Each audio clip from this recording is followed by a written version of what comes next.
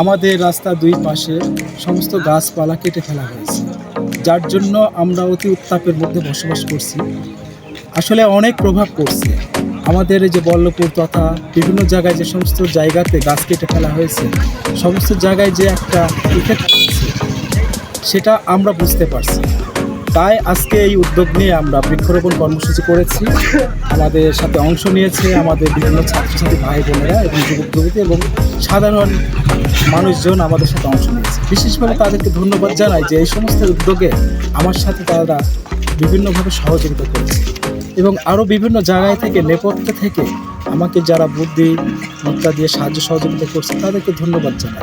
এবং আজকে আহ্বান জানাবো এই ধরনের কর্মসূচিতে আমরা যে যেখানে আছি সেখান থেকে যেন এই সমস্ত কর্মসূচিতে অংশ নিতে পারি এবং আমাদের এই দেশটি যেন সবুজে ভরিয়ে দিতে পারি। কারণ গাছ হচ্ছে আমাদের অক্সিজেন মূল উৎস। অক্সিজেন যদি আমরা না পাই তাহলে আমরা বাঁচব না। তাহলে এটাই বলবো যে সবুজকে বাঁচান, সবুজে বাঁচুন।